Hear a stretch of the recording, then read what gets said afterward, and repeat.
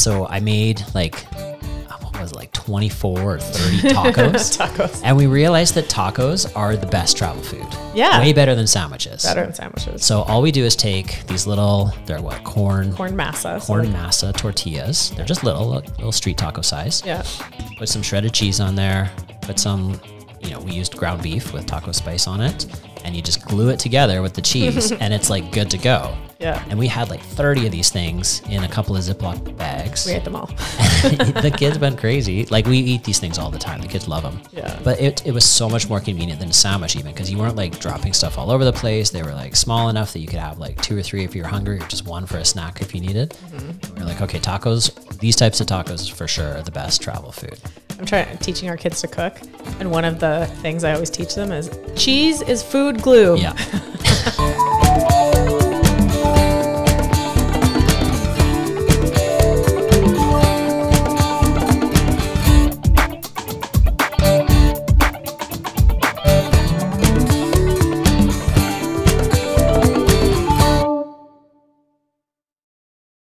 Hello. Hi. Hi. Welcome to the next episode of the Brio in the Box podcast. Back at it. Back at it. Today, we're going to talk about food, but like pseudo food. Making the best of food when you're outside your house. Yeah. So I travel a ton. You travel a ton, especially lately. My job with CrossFit now and things are picking up and traveling all the time. So I'm frequently away from home and out of my routine. Yeah. And if the theme of 2022 was anything for us as a family, it was work hard, play hard. Yeah. So we were away from home as a family doing fun things as well too. Yeah. So there's times where it's just me traveling. There's times where it's you and I, and then there's times where it's the 4 of us with our kids. We definitely try to get away for most of the winter and just escape the cold. Yeah. We get a nice break, but we also like to enjoy the mountains with our kids and camp in the summer and all kinds of things where we're out and about. Mm-hmm. So we're going to go through how we try to do our best and keep it together in all those different tricky situations. Yeah. So first off, when you're staying in a hotel. Yeah. So then we stay in hotels in Whistler quite often. And the main thing we use to book is whether they have a kitchen or not, because we've had trips before where there was just, 2 beds and it ends up being just a disaster. It's so much harder to eat well consistently when you're relying on restaurants the entire time. Breakfast, lunch, dinner. Oh my God. And like even just cost wise, like a place like Whistler and anywhere really, like it adds up very, very quickly. So we figured, even if it's an extra 50 or $100 a night for the kitchen in the hotel, you're going to save that money on the food that you're not buying at restaurants. Yeah, totally. There's one place we like that's like nicely located, but it's kind of older and grungier, but it has a kitchen and we're always like, that's our place. Yeah. One of the things that's in my travel bag and I love it is this little collapsible Lululemon bag that just kind of folds up into a little thing with a clip on it. So I clip it on the outside of my backpack and then it folds into like a decent size shoulder bag that I use for groceries. So my first thing when I land pretty much anywhere is to try to find a grocery store and get my hands on real food. Yeah. When we have the kids with us and we're there for like 3 or 4 nights, like little short trips and stuff. Usually the go-to in the grocery bag, ground beef with a packet of taco spice, a little packet of rice, and usually a jar of bone broth if I can. And then we can usually find like a little salsa, a thing of sour cream, and some shredded cheese. Yeah. And there we have taco bowls. That is the overlapping Venn diagram of all 4 of us. We all love taco bowls. And it's amazing how often we can eat them. And still we'll be like, hey kids, what do you want for dinner tonight? And they'll be like, taco bowls. Yeah, I know, like all of us, we just eat so many taco bowls. Yeah. So it doesn't take anything very fancy to cook it. You just need like a pan to cook the ground beef. So you don't need elaborate cooking utensils. Pretty much anywhere that has a kitchen is going to have like a pan and a wooden spoon. And that's all you need. You don't even need an oven or anything. We'll usually pick up some eggs for breakfast, eggs and cheese. The last time we picked up some breakfast sausages too, we actually had an oven at the last place we stayed in. Yeah. So that was like an extra little treat beyond just like a hot plate stove thing. It was a good oven too. It worked. Yeah, it did. It worked well. So we made some breakfast sausages and like little treat things. We like berries, blueberries, strawberries. The kids love whipped cream. You and I like that like really thick yogurt.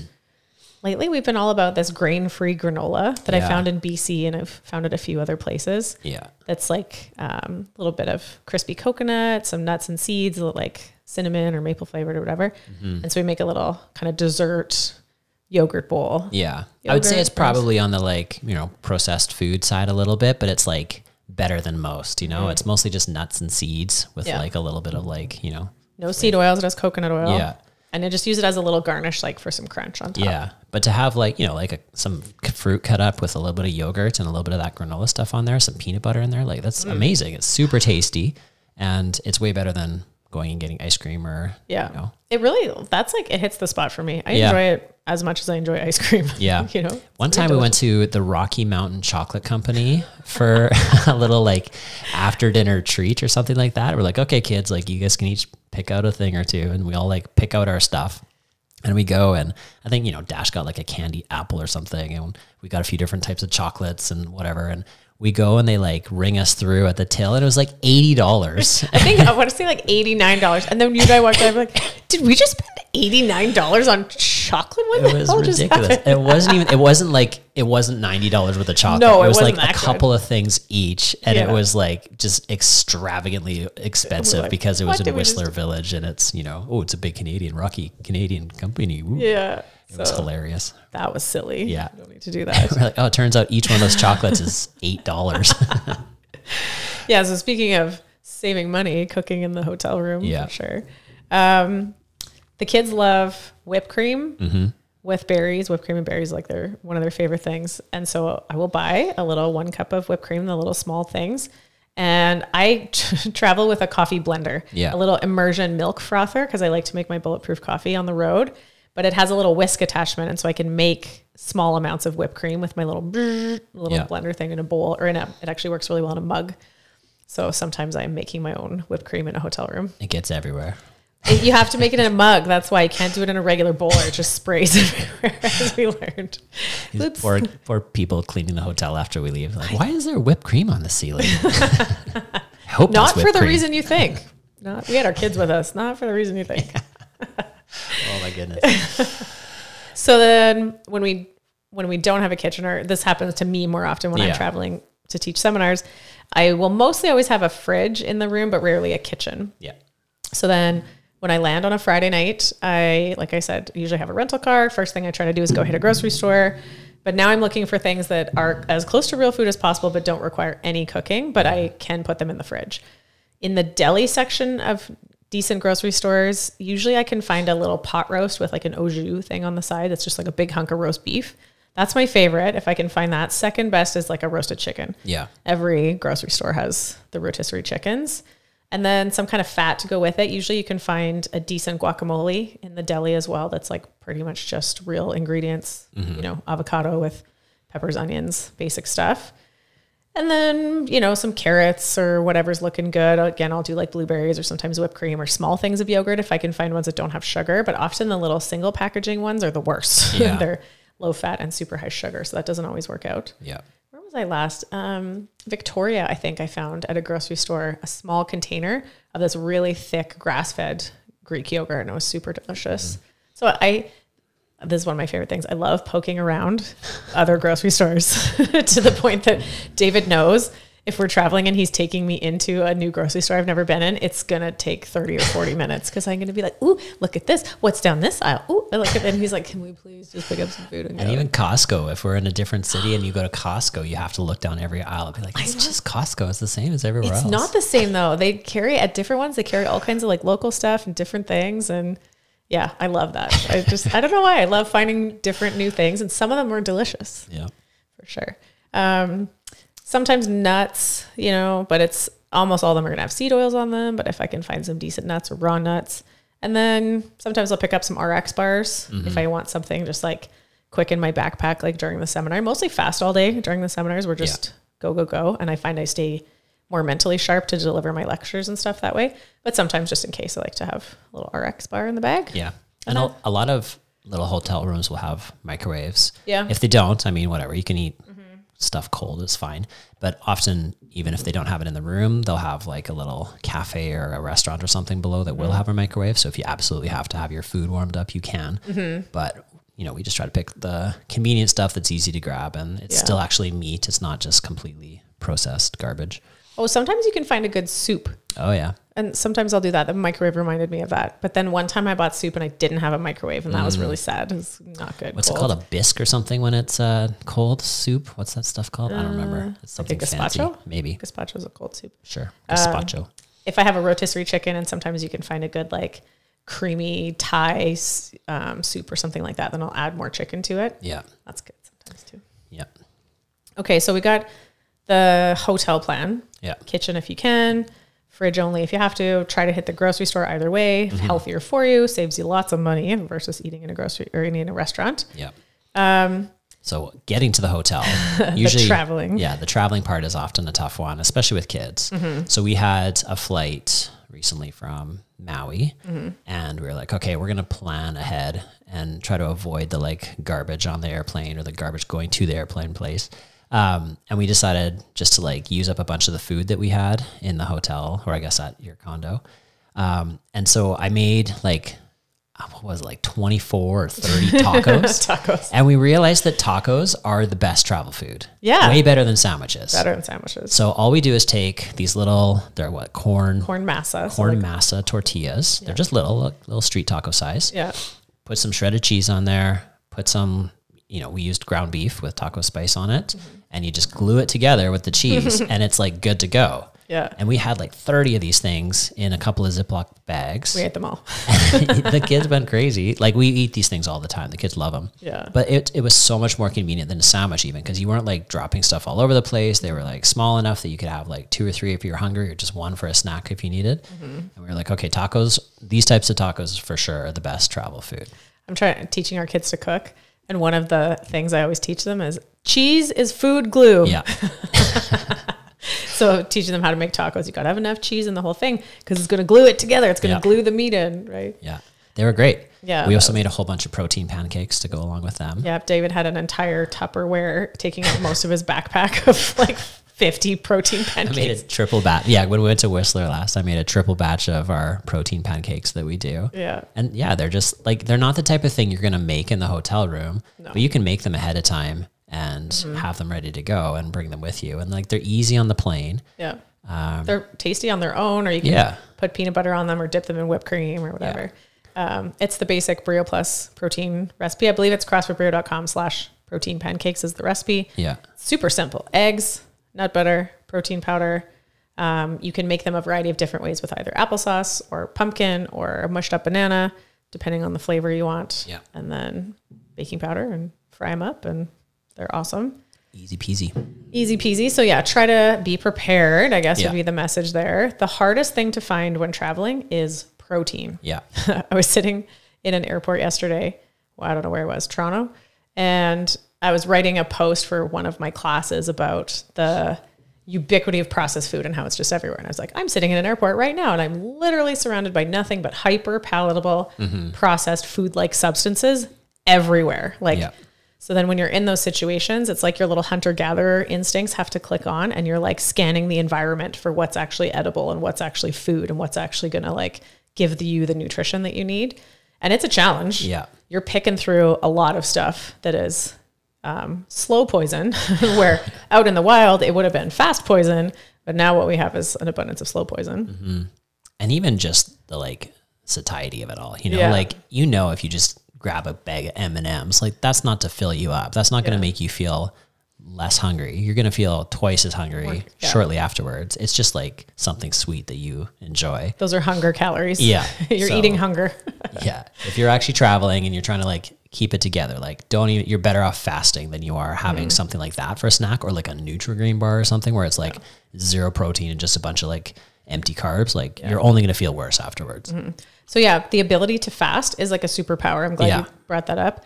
Having metabolic flexibility or being keto adapted, even if you're not ketogenic all the time, gives you this ability to be like, oh, if I'm in this airport for 12 hours and none of this is food, I'll be fine. Yeah. If I don't eat for, half a day, it's at the end of the world. You're not like getting hangry and shaky and like life bonking, know?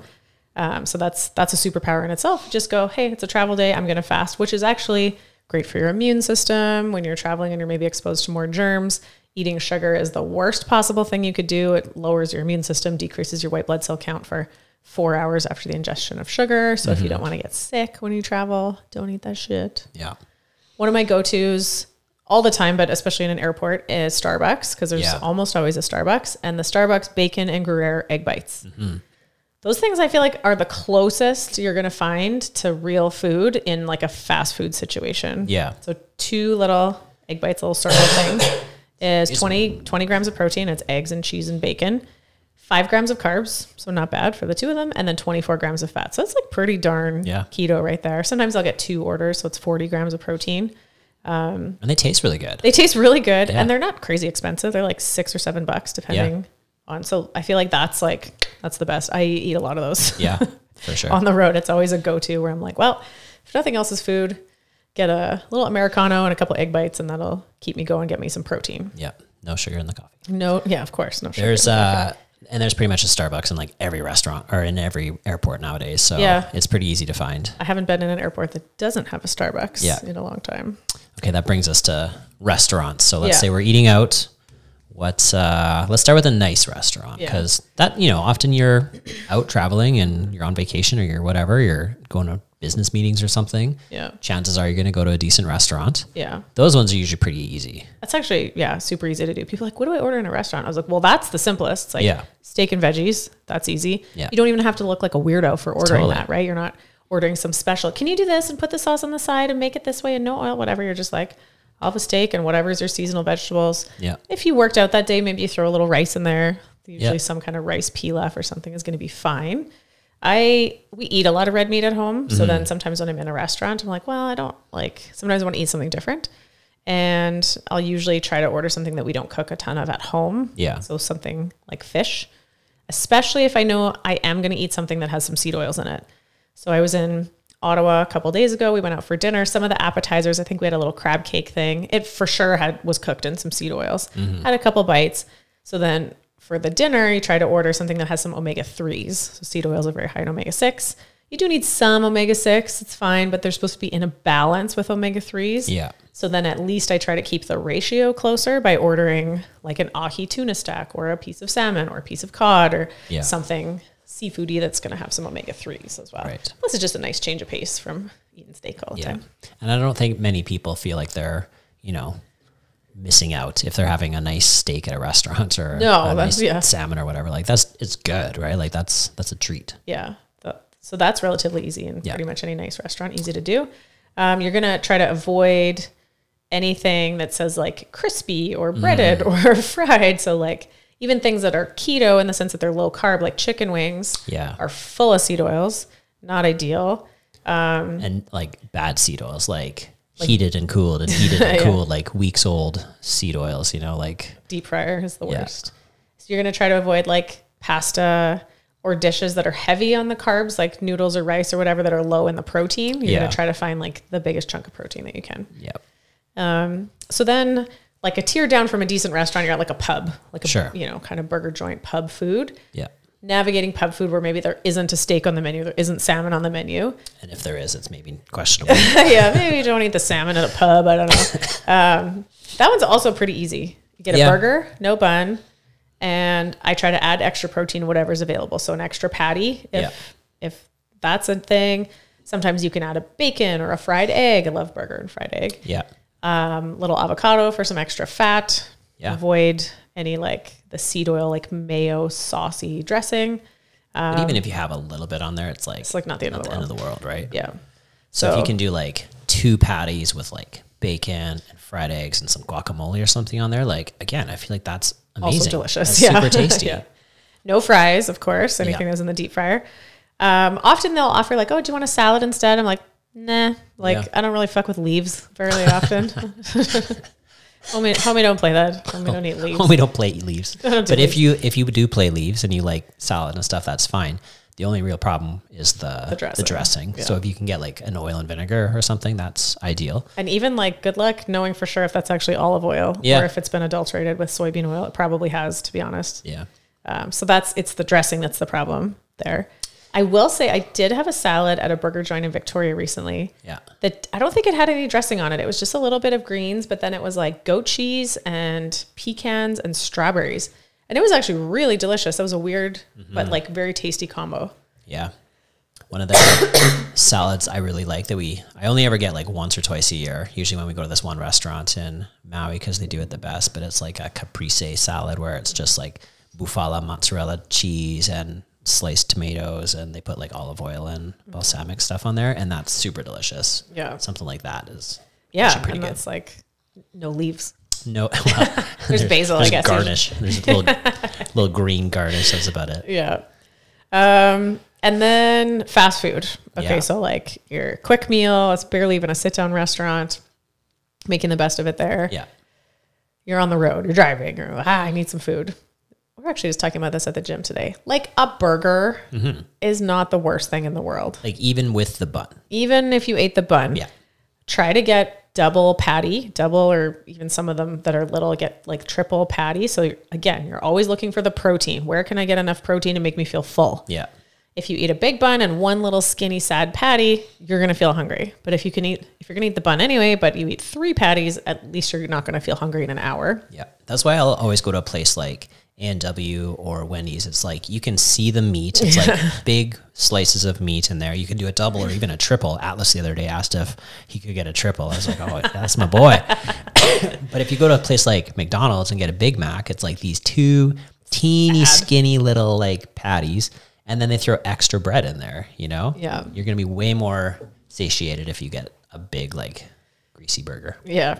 A&W actually uses grass-fed beef. Yeah. So it's, like, not the worst. I think the bun is usually, like, 30, maybe 40 grams of carbs for a bigger one. So, again, it's, like, not the end of the world. Yeah. You could go without a bun or half a bun if you really wanted to. But even if you do end up with the bun, it's like, well, it's not the end of the world. The worst. So yeah, you're trying to get a burger, extra meat, but no fries. Yeah. No sugary stuff, no sodas, no milkshakes, no Frosties, like all that kind of stuff all the delicious treats. all the delicious treats. But instead of having one little burger and a big fries, you can have a big burger and no fries, right? So it's still satisfying. Make it 2 burgers if you need to, like focus on the protein part of the meal. The other one I like for quick meals is like any of those taco burrito places like Chipotle or Quesada Mucho burrito or whatever. Yeah, so get a burrito bowl. I usually do a little bit of rice and then double meat because, again, looking for the protein. So usually I try to go beef, sometimes beef and chicken. Anything, you do have to be a little bit cautious with like pulled pork or things that look like they're in a really sugary sauce. Yeah. If it's so delicious, you probably know there's a trap. Why is it so tasty? But anything that looks, it's more like roasted or steak bites or things like that doesn't look like it's in a big sugary sauce is probably your best bet. Yeah. And then, so always looking for the protein, then trying to add some fat. Yep. Some cheese, some sour cream, some guacamole. And yeah, I love, again, taco bowl. Yeah, we're big Mexican food people. I could eat Mexican food every day. I love what they got going on. I know. It's so good. It's funny that it's like, there's really only like 6 ingredients, but they just do so much great stuff with it. Yeah, they really do. Yeah. So we got a plan for like a decent restaurant, a pub food kind of place, some fast food places, something quick. Yeah. And then like worst case scenario, you're at a gas station and you're like, I have to eat something. Yeah. I'm in the middle of nowhere. There's no restaurant. It's late at night. So nothing's open. No grocery store. No even fast food. You don't want to fast or something. For some reason, you're not fasting. You're like, okay, I need to eat something. Yeah. What are we going to get at a grocery store? What's your favorite? My go-to is, and I do this fairly frequently whenever we drive up to like Waskasiu or anything, I'll stop at the gas station and I'll get the little like 2-pack beef and cheddar thing where it's like, or a pep and cheddar thing where it's like a stick of pepperoni and a stick of cheese. And I'll have like 1 or 2 of those. You can eat it with, eating the package with your hands while you're driving. Good to go. Yeah. Pep and cheds. It's super easy. It's super convenient. It's like, yeah, it's processed meat. It's not like the best, but it's better than a chocolate bar. It's like, there's some protein in there. There's some fat in there. There's not a lot of like carbohydrates. It's just like, it's going to like fill me up. So it's the worst choice except for all the others. Yeah. It's the best of the worst. It's the best of the worst. Often, actually, at gas stations, you can find hard-boiled eggs. The little 2-pack. Yeah. The plain ones are fine. I love the dill ones. Yeah. Actually. I think it's like Burnbrae Farms makes dill hard-boiled eggs. The co-op gas stations especially often have that kind of stuff. But yeah, the dill ones are super tasty. I love them. Yeah. So then, again, each egg is like 7 grams of protein. So a little pack of 2, you're at 14 or 15.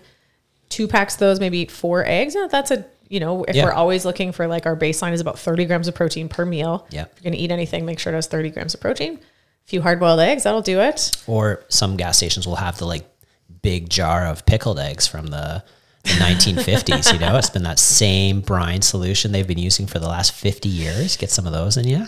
Survey, would you eat those out of the 1950s brine? Every once in a while, I'll try one. Be like, I'm gonna see what this is all about. How old are these eggs? What's the TV show? Okay, there's definitely a Simpsons episode about something with the pickled It's eggs. at Moe's. They sell pickled eggs at Moe's, I think. And then Shameless. Do you remember? Oh, yeah. The dad, when he's drunk, he would always come in and eat a pickled egg. Dinner. That was his dinner, yeah. Electrolytes, I guess, if you're drinking. Totally. Sometimes some nuts, but like, God, it's a hard man. game to find ones that don't have seed oils on them. It's so annoying.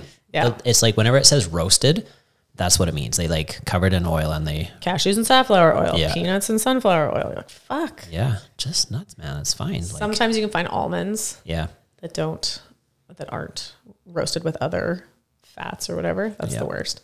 Every so often I drive back from a seminar late on a Sunday night and I'm like trying to keep myself awake. And one of the things is like, if I'm sort of like slow, constant snacking, moving, chewing, keeping my eyes open, that helps. And then I usually can find popcorn that's popped in coconut oil. Yeah. The Co-op has a brand. Lots of grocery stores have one. There's a couple. One's called Lesser Evil. There's one in Alberta that's called like Prairie Pop or something.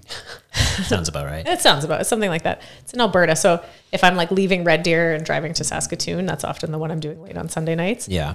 A bag of popcorn with coconut oil and salt on it. Yeah. It's usually my go-to. And actually, of all the like carby snacks, popcorn's the least terrible. You can eat a lot of popcorn, like a large volume, a decent sized looking bowl for not a ridiculous amount of carbohydrate. Unless you're getting the like caramel corn or something. Well, yeah. If it's doused in sugar, then it's worse. But just regular popcorn, of all the, if you like a, crunchy, salty snack, it's like probably the least terrible. Yeah. And it's definitely like, there's no protein. It's not going to fill you up. No. But if you need something snacky or you just want to enjoy a treat or something like that, then that's probably one of your best options. Yeah. That's kind of the like, that sort of middle of the road where we're not saying we're killing it with our nutrition that day, but it's better than lots of other choices for say like Super Bowl Sunday or things where you're going to have something that's outside your normal routine, but you're also trying to like make it not the worst. Yeah. Minimize the damage. Yeah. I guess you could say. And then finally, the last thing we could probably touch on is just beverages. Oh yeah. Just don't drink your calories, water. We all need water. Be a grown up. Black water. coffee. Yep. Tea, soda water, right? We always we'll get the kids one of those like giant bubbly things that they really enjoy. Yeah, we call them fizzy waters. Fizzy waters. I am drinking calories currently. I always specify because people say, don't drink your calories. Don't drink liquid sugar. Yeah, that's probably better. Don't drink liquid sugar because my coffee, I put butter and MCT oil and the Brio collagen in it is like 350 calories. Yeah. So that's no. You are drinking calories right now. I am drinking calories. It's kind of like a milkshake, but without the sugar. It's like just the fat part and protein instead of sugar, I guess. Yeah, it's like a, mocha, but I guess not chocolatey. Yeah. It's a coffee. Like a latte. Kind of like a latte. It is a little bit. A fatty, because the butter's close to having latte. cream in it, right? Yeah. You just I add 2 tablespoons of MCT oil, which if you're going to do that, don't start with 2 tablespoons of MCT oil. That'll go right through you.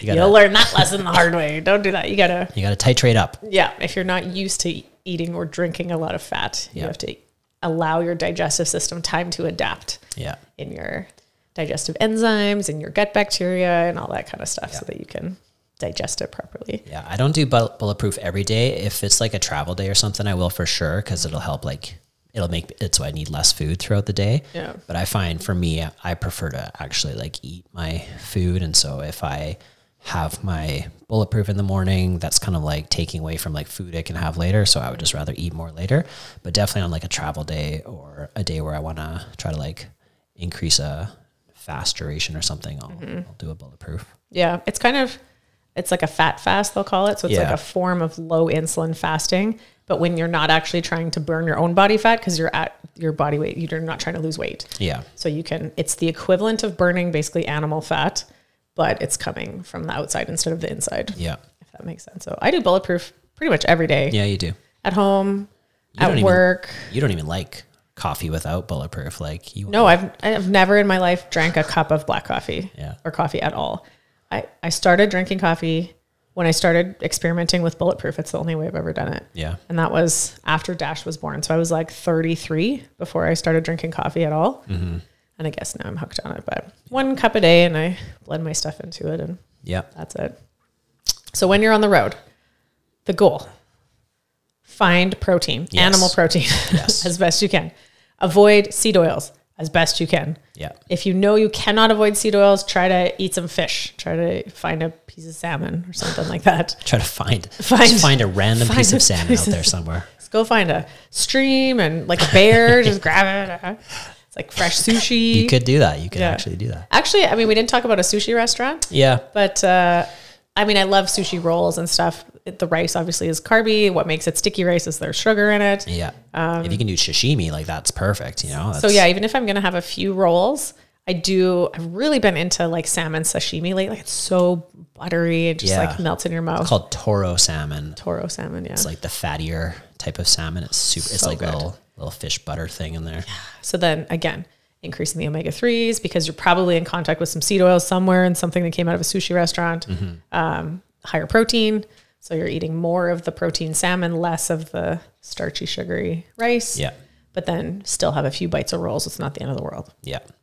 I suppose another lesson in there is like, don't stress too much. Yeah. Don't get yourself all spun up. Like, I can't leave my house and I can't go anywhere and I don't know what to eat and I'm going to eat a seed oil. It's like, you know, everything is fine in smallish amounts. You're just trying to do the best you can, minimize the damage. Generally what I'll do is like, if I know we have like a, 2 or 3 week holiday coming up, I'll sort of like do really well leading up to it to kind of like prime the system, be like, okay, I'm going to like clean up my room here, like before the trip.